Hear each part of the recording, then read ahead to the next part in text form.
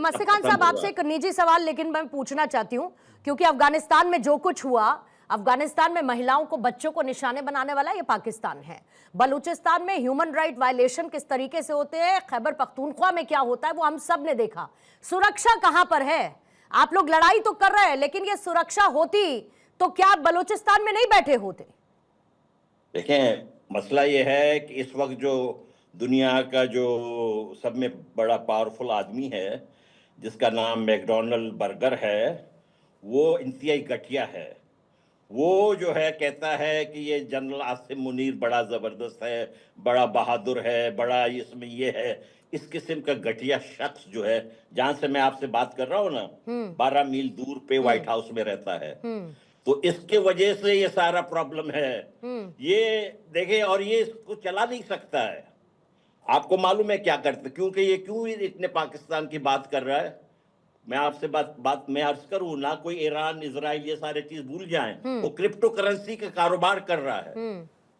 Crypto currency के कारोबार के वजह से वो जो इनका स्टीव विटकॉफ है, जो दरअसल उनका सेक्रेटरी ऑफ स्टेट दरअसल हकीकी स्टीव विटकॉफ है, उसका बेटा जैक विटकॉफ हर दूसरे महीने पाकिस्तान पहुंचा हुआ होता है।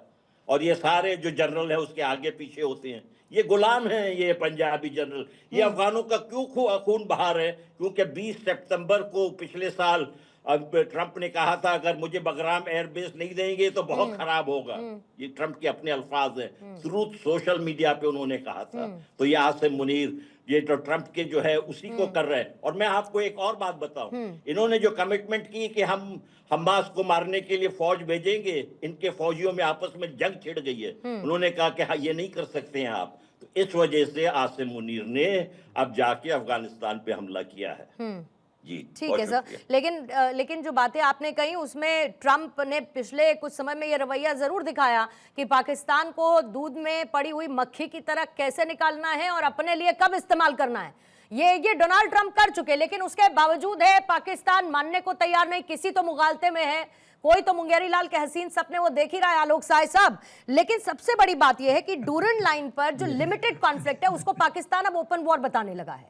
ओपन वॉर के नाम पर कुछ भी करने के लिए तैयार है पाकिस्तान। ये एस्केलेट तो होगा ही होगा, मध्यस्थता क्या किसी तरीके की काम करेगी और कर भी गई पहले की तरह। तो क्या पाकिस्तान की इंटेंट है कि अपने इंटरनल कॉन्फ्लिक्ट से ध्यान हटाने के लिए फिर वो किसी को स्केपगोट नहीं बनाएगा? पूर्णिमा जी देखिए, thank you for calling me. ये जो इनका 2611 किलोमीटर का डूरन लाइन का बॉर्डर है, पाकिस्तान ने घोषणा कर दिया कि अब ये ऑल आउट अटैक हम कर रहे हैं। अभी भी मुझे शक है कि पाकिस्तानी फौज अफगानिस्तान के अंदर में नहीं घुसेगी। उन्होंने देख लिया है कि जब रूस और अमेरिकी सैनिकों की वहां क्या दुर्गति हुई है। आप अफगानिस्तान में घुस करके आप ऑल आउट अटैक नहीं कर सकते, भले ही आपके पास कन्वेंशनल आर्मी है, करीब 6.5 लाख से कुछ ज्यादा है इनके पास, पाकिस्तान के पास, और उनके पास एयरफोर्स भी है। आप एयर स्ट्राइक कर सकते हैं, उनको थोड़ा बहुत बर्बाद कर सकते हैं, उनके सर्टेन कुछ सेंटर्स को मार सकते हैं, लेकिन अफगानिस्तान में घुस करके आप उनके खिलाफ जीत हासिल नहीं कर सकते हैं। ये पाकिस्तान भी जानता है। इसीलिए आप देखिएगा कि इवन जो एयर स्ट्राइक्स हुए हैं जितने, अभी उसमें सिर्फ 2, एक काबुल और एक कंधार, दक्षिण में कंधार की तरफ उन्होंने एक जगह 2 जगह किया है। बाकी जितने हैं वो सब डूरन लाइन के आसपास उन्होंने आक्रमण किया है। जबकि अफगानी जो है वहां पे उन्होंने ड्रोन्स भेज दिए हैं। अभी जो स्मॉल ड्रोन्स है एबटाबाद, स्वाबी और नौशेरा में गिरा था, और अभी खबर आई है कि प्राइम मिनिस्टर के घर से 5 किलोमीटर दूर पे फिर एक ड्रोन अटैक हुआ है। तो ये अफगानिस्तान से उलझना इनको बहुत महंगा पड़ेगा।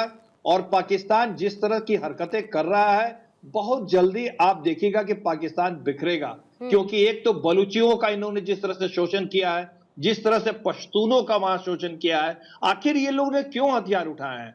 अगर वहां डेवलपमेंट होता, अगर वहां पे विकास हुआ होता, वहां पे लोगों को रोजगार मिलता, रोजी रोटी मिलती, खाने को मिलता, तो फिर क्यों वो हथियार उठाते? 40% भूमि बलूचिस्तान की है। और देखिए बलूचिस्तान की हालत क्या है, एक ढंग की सड़क नहीं है, सिर्फ एक रेलवे लाइन है। और आप उसी तरह पश्तूनों की हालत देखिए, कितने मुश्किलात हालात में वो वहां रहते हैं।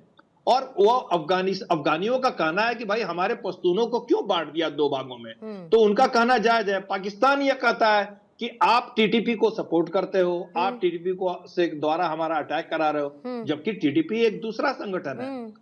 मानता हूं कि लैंग्वेज में और कल्चर में और काफी कुछ उनमें समानताएं हैं, लेकिन टीटीपी जो है वो बिल्कुल अफगानी तालिबानों से अलग एक संगठन है। उनके बीच सहानुभूति है, उनके बीच आपस में सामंजस्य है, क्योंकि अमेरिकी युद्ध के दौरान में क्या हुआ था, जब अमेरिका का वहां युद्ध चल रहा था अफगानिस्तान में, तो ये बहुत सारे तालिबानी भाग के इधर आते थे और इन पाकिस्तान के पश्तून क्षेत्रों में यही इन्हीं तालिबानों ने उनको शरण दे रखा था, यहां से उनको सपोर्ट मिलता था, सहायता मिलती थी। तो अब वो कैसे उनको छोड़ देंगे? ये तो उनके रोजी रोटी और भाईचारे का बिल्कुल संबंध है आपस में, एक दूसरे के साथ में। तो अब ये मामला बहुत बुरी तरह पेचीदा हो गया है। कई देश इसमें कोशिश कर रहे हैं कि दोनों के बीच में सीज फायर कराया जाए, जैसे कि पिछले साल भी हुआ था, कतर और तुर्की ने मिलकर सीज फायर करवाया था इनको, लेकिन ये सीज फायर ज्यादा दिन चलेगा नहीं, क्योंकि नियत में इनके खोट है, और जब तक इनके नियत में खोट रहेगी तब तक ये शांति वहां नहीं होने वाली है। और पाकिस्तान सबसे बड़ी बात, पाकिस्तान के अंदर इतने है, आतंकी समूह हैं, लश्कर तैयबा से लेकर न जाने जैश ए मोहम्मद और कितने कितने आतंकी समूह हैं, और खुद इनके पाकिस्तान के अंदर हमले होते रहे सर, स्कूल उड़ा दिए गए, बच्चों पर हमला किया जाता है, कहां कहां पर ब्लास्ट कर दिया जाता है, फिर उसके बाद ये कहते हैं नहीं जी हम तो पीड़ित हैं। ये बड़ा एक अलग देवनाथ से नैरेटिव चलता है। दूसरी तरफ एक नैरेटिव चलाते हैं, अरे हमारी सेना तो ये मुनीर साहब कहते कहते नहीं थकते, हम तो ये कर देंगे वो कर देंगे, भारत का नाम लेके भी कहते हैं हम तो ऐसी जवाबी कार्रवाई करेंगे। भाग खड़े हुए मुनीर के सैनिक, और भाग खड़े होना मजबूरी थी, क्योंकि आप है ही नहीं ताकतवर, आपकी हालत इतनी खराब है। पूर्णिमा, देखो समझना पड़ेगा, पाकिस्तान की आर्मी का मोराल इस वक्त बहुत लो है। वो भारत के साथ एलओसी पे डिप्लॉयड हैं, हर रोज मार खाते हैं। वो बलूचिस्तान में जाते हैं, बलूच लड़ाके उनके ऊपर हमला करते हैं, वो भाग के खड़े होते हैं और इधर उधर छुप जाते हैं। उनको जब खैबर पख्तूनख्वा में आगे भेजा जाता है डूरन लाइन की तरफ, तो वो अपनी अपनी पोस्टों के पीछे रहते हैं। अभी 2 महीने पहले जब हमला हुआ तो वहाँ जो पाकिस्तान की आर्मी की पोस्ट थी, रेंजर्स थे, वो पोस्ट छोड़कर भाग गए, उनकी यूनिफॉर्म पीछे रह गई और बहुत ही दयनीय स्थिति थी। तालिबान ने उनके यूनिफॉर्म लूट लिए और फिर काबुल कंधार के सड़कों पर 100-100 रुपए में नीलामी कर रहे थे। पाकिस्तान की आर्मी की एक दिक्कत है, जब वो अपने को अपनी आवाम के सामने रखते हैं तो दिखाते हैं कि पाकिस्तान की आर्मी बहुत बहादुर है, हिंदुस्तान से कोई अगर पाकिस्तान को बचा सकता है, पाकिस्तान की आर्मी कर सकती है। अगर कोई ताकत पाकिस्तान में ऐसी है जो कि कश्मीर को, भारत वाले कश्मीर को एक दिन पाकिस्तान के साथ मिलाएगी, वो पाकिस्तान की आर्मी है। लेकिन जब फौज इनकी युद्ध करने जाती है, मैं आपको बताता हूं, इनके फौज से फौज छोड़ के भागने वालों की संख्या 3% से ज्यादा रही है। जब ऑपरेशन सिंदूर हो रहा था तो ये अपने जवानों को पकड़ पकड़ कर एलओसी के पास ला रहे थे, और इनके जवान जो हैं, खासतौर से नॉर्दर्न लाइट